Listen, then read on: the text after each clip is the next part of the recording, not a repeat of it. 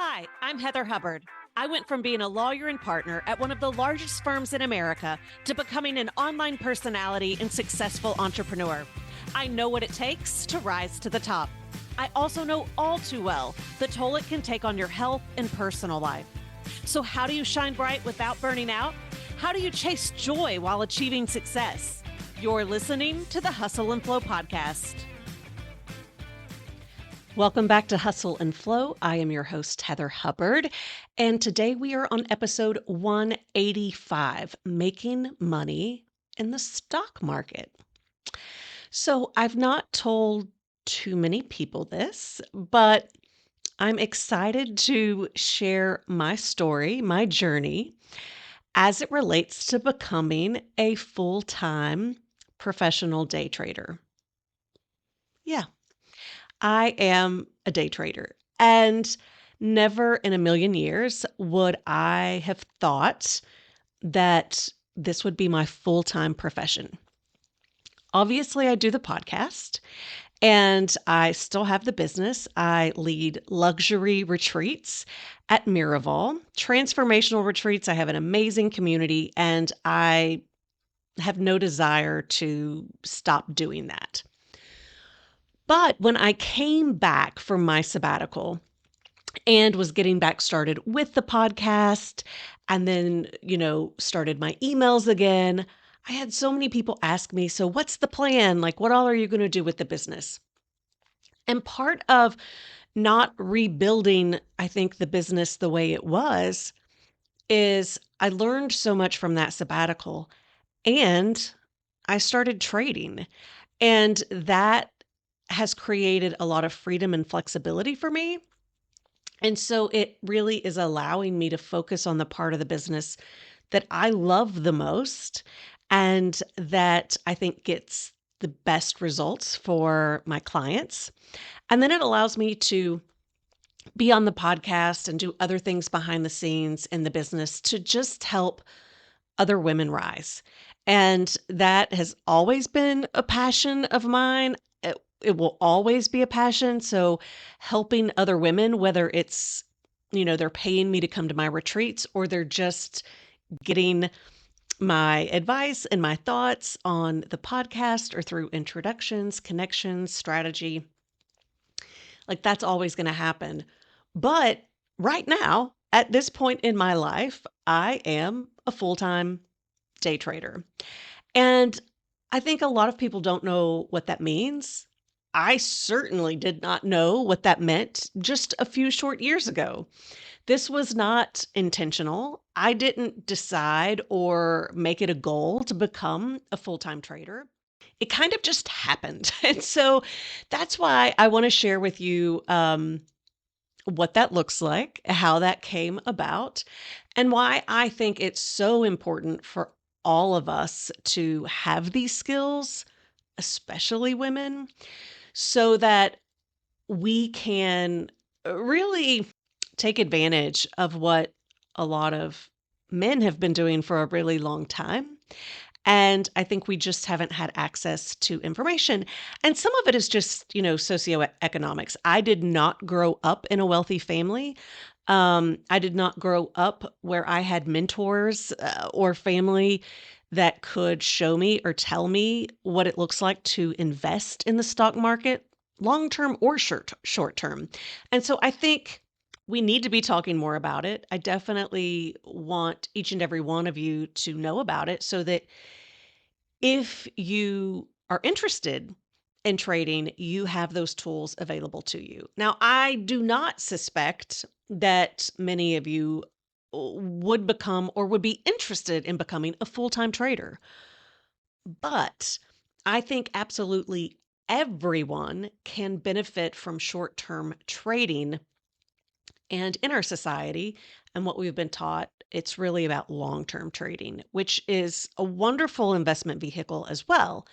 But there's also benefits to short term trading, and being able to diversify and do both, I think, is really, really important for us to all learn and know. So I'm going to share with you what I know. All right. So let's kind of start though with my background, I know I shared that my family, they didn't really invest. My mom and my dad both had 401ks, and so I understood that concept. I understood that retirement vehicle where you put money into retirement, which is obviously the stock market, but when it's through an employer sponsored plan, you're putting it into kind of a category and it's taking care for you. And then you just get the statements and then you withdraw them when you retire. They also both had access to pensions, which, oh my gosh, these boomers and their pensions, God love them. I mean, I'm going to straight up tell you, I am very jealous. And I think most Gen Xers, millennials, especially Gen Z, right? Like we're all jealous. I mean, I guess good for them that they had that available, to them, right? Like we shouldn't hate that they had it. But I think we can all appreciate that many of them do not understand or appreciate that we do not have that same luxury with our jobs anymore. At least most of us. Some people do. And so I didn't really know about investing. And it wasn't until I started working for a lawyer. When I was 16 years old, there were 2 lawyers in my little bitty town, and, I mean, I didn't know any lawyers. I did not know them. I found them by looking them up in the Yellow Pages, like, that's how I found out we had 2 attorneys, and I sent them both letters asking if I could come work for them part-time after school, and, the one I don't remember if I didn't hear from him or if he just politely said, "Thanks, but no thanks, we're not hiring." And the other so graciously invited me in and talked to me and really became a mentor in so many different ways. And one of the things that so he let the many jobs that he gave me after school when I came in to the law office. So the way that their family was set up, this was very like they were old money. He grew up with money, and so his father, I believe, had been an attorney too. So they in this building they had law on one side and insurance on the other. So the two brothers ran the law and the insurance for this town, and they also had real estate investments and other things. And so it was really interesting because at the time, I really thought he needed my help. But I think come to find out, in so many ways, he was just paying to teach me, which was a really kind and generous thing to do. Um, he had me organize stocks to actually kind of like come up with a ledger. They had really, really old stocks. It was amazing. And to see how much they had grown. These were paper stocks. Um, just really wild. And I learned then, just from working through the stocks, of how much wealth you could amass by investing in the stock market. And that was something I had never really seen before. He also had me do a lot of corporate shares and do other ledgers around, real estate and investments and things like that. And I think so much of it was he wanted me to see. Um, just what that looked like. And because I don't really know that he needed those things, I am so grateful that he believed in me and taught me and mentored me. His name was Roger Oliver. I'll give him a shout out. He's no longer with us, um, but he really did, I think, change the course of my life in so many ways. And he could have so easily, said no to me. He didn't know me a lot of times, these jobs are given to people within the family who it's who you know, and he broke all of those stereotypes and really taught me. So that was the first time I really saw the concept about stocks and investments. And because of that, when I was 18, I bought my first stock. I bought UPS. I had moved to Louisville. I was going to college in Louisville. UPS has a huge hub there. And so I was like, I'm going to invest in UPS. It was a stock, it was a company I knew. And so that's how I started. I also bought my first house when I was either 18 or 19, which is kind of a wild story. One that like you could even do that back then, like the access. I'm fully aware that a lot of that access is because I was white, and I don't think that someone from a different race or nationality would have been given that same privilege. Um, it was at a time when I think things were a little bit laxer, a little bit looser, and I did have a small amount of money.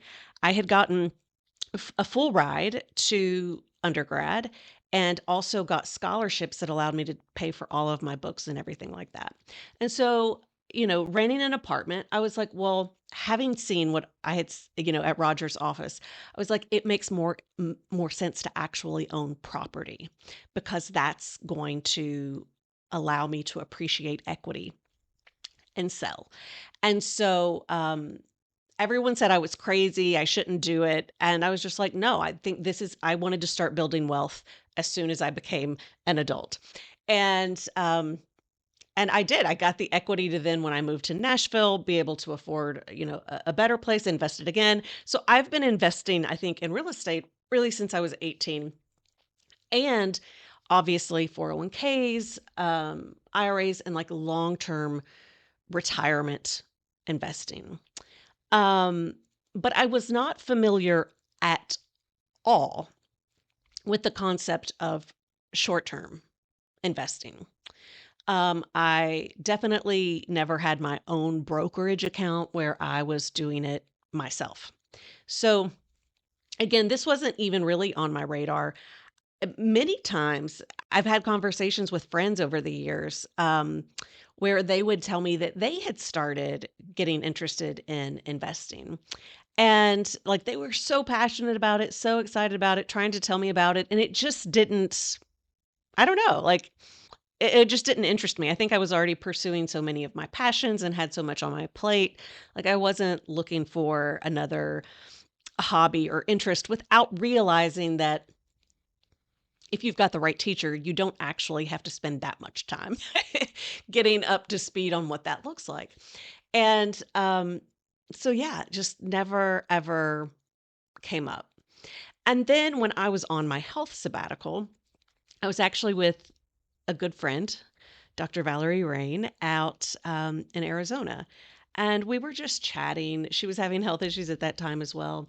And we were just talking about how while I was on my sabbatical, I really needed ways to um, feel like I had a purpose. I was really struggling with just being at home. And I was like, I need to learn something new. Like, I need something really to challenge me so that I can use my brain where I feel productive. Um, and it would also help if I could make some money. And at that time, I had so much anxiety and stress from the adrenal tumor. It's a side effect of that. I had lost like vocabulary. I had a little bit of brain fog. And so it was really hard for me to be public facing at that time in working with people. And so I was like, I'd like to learn something new and I'd like to, make money without having to really interact with anyone. I'm like, but I don't know how to do that. And she was like, well, have you considered day trading? And I'm like, not really. And so she was telling me about one of her clients who was a lawyer. She said, well, she actually quit practicing law because she was doing so well with her day trading and is now doing that full time. She said, and she introduced me to her mentor. You should check her out. And so she just said this in passing. And I was like, okay. And then I got back home and, one day when I'm just thinking, like, what am I going to do? And I was like, oh, I really should learn about this stock trading thing. And so I reached out and said, what was her name again? And so I started following her on Instagram. And within a month, she shared that she was going to be hosting a live event. And she generally only does this once a year if she does it. And it was going to be in Miami, it was going to be 2 days. And, I was like, "Yeah, let's do that." I think if you've been watching the podcast at all, you know that we sold our house and bought down so that we could, have some cash on hand. So I had some cash that I could invest. Um, and so I went down there and thought, all right, this will be a great opportunity to just give me something to do. And if I can make a little money, fabulous. And she's just the most amazing woman. Her name is Terry Igioma, and you're going to meet her next week. She's going to be a guest on the podcast next week. And she's just, it's so easy to learn from her. She was a former elementary school teacher, and she's also one of the most brilliant businesswomen I have ever met. I think sometimes we stereotype school teachers as, well, they're not as professional or they're not as smart, which is not necessarily true at all, right? Um, so she's a brilliant businesswoman. And she happened to be an elementary school teacher. And so she can actually break really complicated things down in a very easy to understand way. And so I've just absolutely loved learning from her. And so I started by doing simulated trading. I didn't even know that was a thing.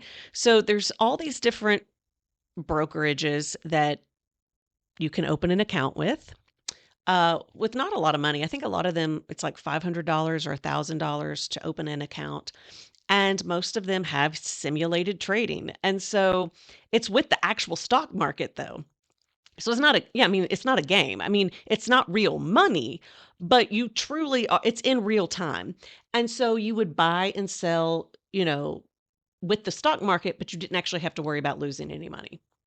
And so I did simulated trading for a few months and then started doing some live trading. And then that was all I was doing. Fast forward 18 months, and it's full time. This is what I do full time. Um, Central time. So the stock market opens. It's from 8:30 until 3. And there's also early trading. There's also after trading. And so I often am waking up and kind of looking at where things are at 7 a.m.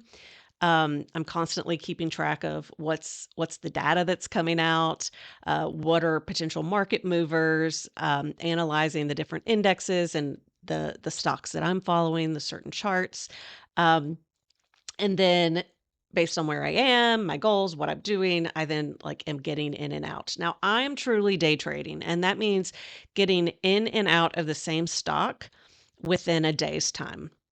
I am often getting in and out of the same stock multiple times in and out in a day, and that is true day trading. Um, but there are other kinds as well. We're going to talk about it. We're going to talk about it because I do want you to know about it. And so this is what I do.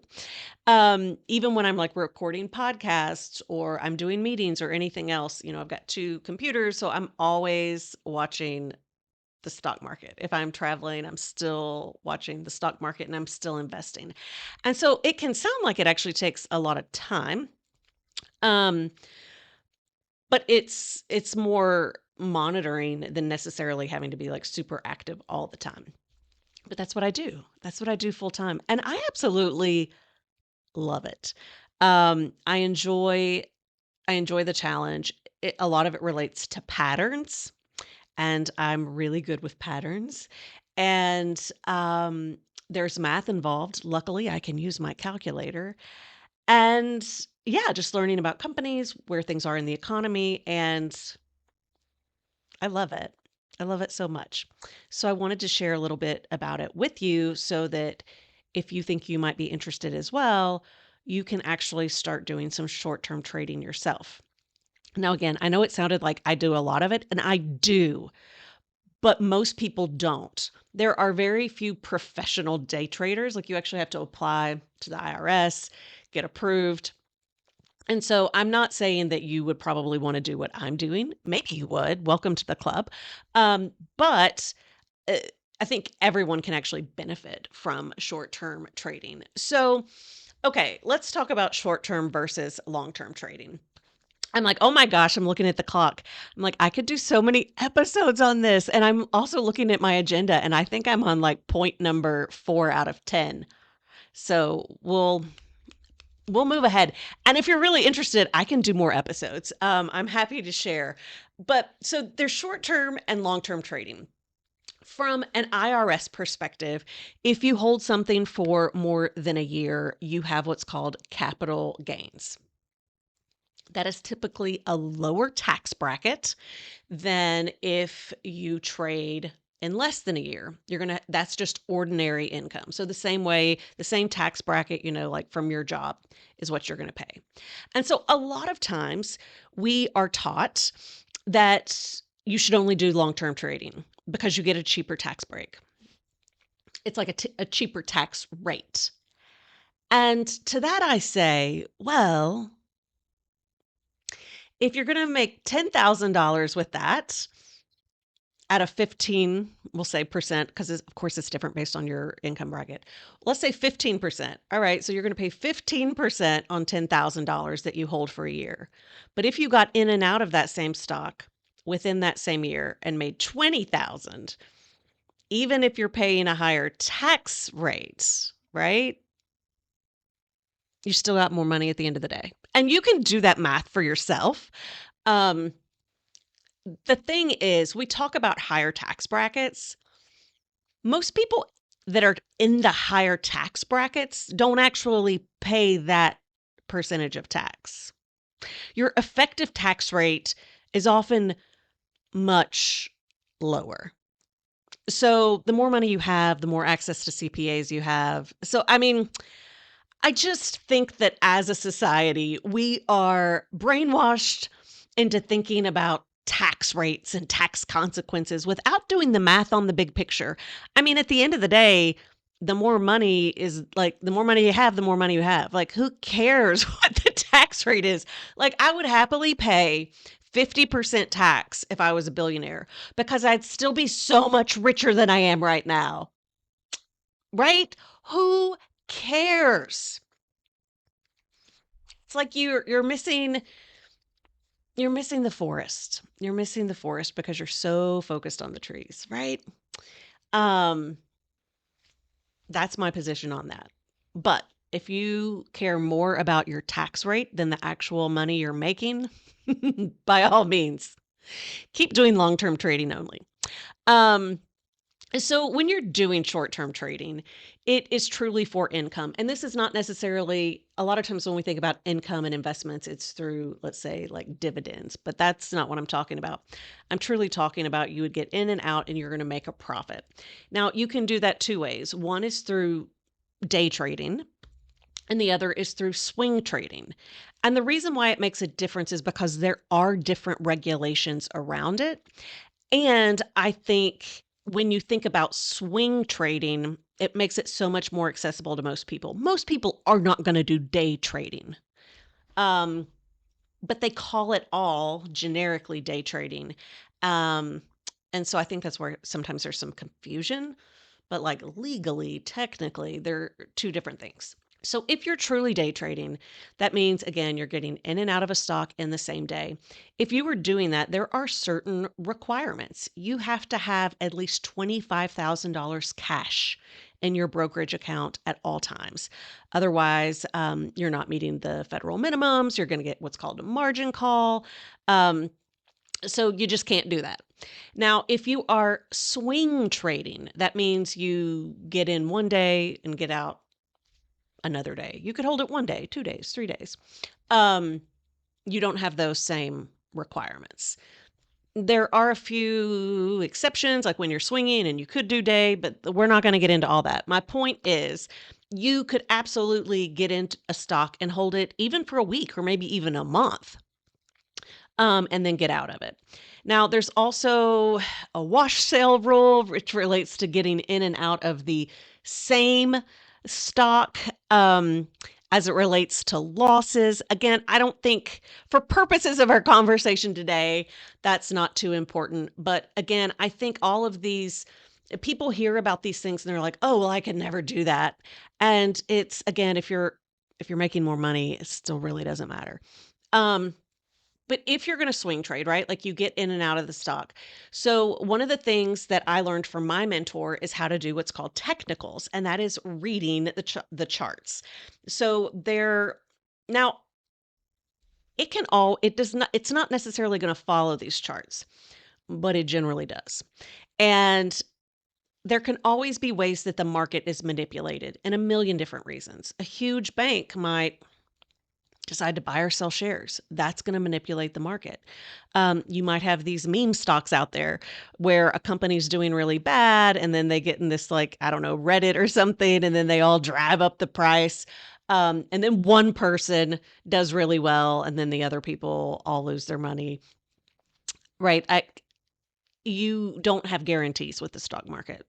I don't think you have guarantees with hardly anything in life, including your job, but there is risk involved. So there are no guarantees. But when you learn to chart with the technicals, you learn to be able to see trends. You learn to be able to see momentum. You are able to see highs and lows. You are able to see trend lines, and you're able to see what are called buyer and seller levels. Um, and once you learn all of that, it can allow you to get in at dips and then get out at heights. And so, honestly, even if you're doing the long-term trading, right? Like, let's say you're holding it for a year or more, knowing how to do that technical analysis can help you get the best price, like when to get in, as well as know when to sell. So I really do think it is a skill that we should all have, like whether we use it or not. Anytime, my friends or family, they see me with my brokerage account up and all this, like the tickers and everything's moving, and they're just like, "What are you doing?" I'm like, this should just be in my mind, given how important the stock market is to our economy in the US and globally. I just feel like it's financial literacy. We should all understand it. And so I am so glad that I was able to learn from Terry, who made it so easy to understand. Um, and so that's mostly how I'm trading. Now, one of the things that she teaches is you only trade really healthy companies. It helps minimize your risks. There's a million different ways to trade, and I simply followed what she recommended, and that's what I do. And I'm not like, she doesn't tell you what stocks to do. She doesn't tell you when to trade. She just teaches you how to do it on your own. And so she kind of has some rules, and I follow her rules. And those have worked for me. The other part about that I did not know previously was, so you can buy when the market's going up and you can sell when the market's going down. So, our stock market was eh, really going the wrong way when I started day trading, and everybody was like, "Isn't that risky? Like, what are you doing?" But I was shorting, which that's what that's called. And so, what a great tool to know how to make money whether the market is going up or down. Um, and so, again, I think it's a really helpful tool to have. I don't feel like these things and these tools should only be available to the wealthiest people, right? Like all of these managers and banks and wealthy people are buying and shorting and doing options, and our heads are like, wait, what are you doing? And it's how they amass more wealth, and we are incrementally amassing wealth. And look, there are so many different things about our system, our capitalist system, that I do not like, and I'm not going to cut off my nose to spite my face. If this is the system we're working in, then I'm going to take advantage of the system while also trying to really make sure that I am investing in companies that I believe in and using that wealth and using that money to invest in the causes and the values and the people that I do believe in to help bring down systems. So I think there's a lot of myths and misconceptions and societal norms around day trading. Um, I think people think that it's like not real. It's for people who just want to like make a quick buck. Like you're not having to earn it. And so a few things. One, the wealthiest people in the world do not earn their money, okay? They literally are born with money, they inherit money, they like are given knowledge that allows them to continue to grow that money without doing anything, right? Like they're not earning that money. And so I, I don't really know where that came from, how that brainwashing got started in our society. Um, but if there is a system available, and all of capitalism really is a system that allows you to make money without earning it, why should it only be available to the wealthiest people? That's number one. Number two, this is not a get rich quick scheme. There is definitely work that goes into it. Um, I have found that the people who really want to learn and put in the work and are consistent with it do better than those who just like are wanting to kind of just like throw some money at something. I mean, it's kind of like sport betting. Like you can do it, but that's a little bit different than investing. Is the stock market a type of gambling? This is one of the myths, the misconceptions is like, oh, it's just gambling. I mean, yeah, in the sense that it's got risk and there's no guarantee. But again, uh, a whole lot of companies are built on the same premise. Insurance companies, right? Like they're gambling on how many people are going to have claims. And right, like they're gambling on weather. I mean, and so it's not like you're just like, I think I'm going to bet on this today. I think I like the name of this. No, like you're doing your homework. It is an educated guess, but of course it is a guess. It is not guaranteed. Um, but I do think, and then there's the concept with like the Robin Hood and the meme stock and all of that. And I actually feel sorry for the people who get involved in that because they're getting taken advantage of multiple times because the person who gets rich quick there is the person who got them all to do it, but then they cash out and everybody else loses their money. So there's only one asshole that's getting rich quick. Um, and that's not what I'm talking about. Also, it is a profession. It is a profession. It's part of why it's regulated. It's part of why the IRS gives tax breaks, benefits, and incentives. I mean, professional day traders are like you are considered a business. And the fact that they created that means that there are wealthy people who are taking advantage of that. And why shouldn't the rest of us be able to take advantage of that as well? Well, when you're taught that it's gambling or it's fool's gold or, right, you're just trying to make a quick buck, you're not earning it. Yeah, it's going to keep you out. And those stories aren't true unless that is what you're trying to do, in which case it's not going to work. So you're not going to have a lot of longevity if you're doing that. So okay. Whew, I think I got through what I was trying to get through really quickly because I see we're already at 32 minutes. Oh my goodness, there's so much to share here. Um, like I said, Terry will actually be on next week, and we're going to share, she's going to share some of her wealth building strategies and how she was able to go from being a school teacher to having amassed a lot of wealth. Yeah, it's really remarkable what she has done. And she's also doing a challenge the week of April 15th. So we'll talk about that more next week. But if you are interested, you can go ahead and sign up now. So you can attend live each day, where she's actually going to help you understand indexes and take your first trade. Again, it can be simulated.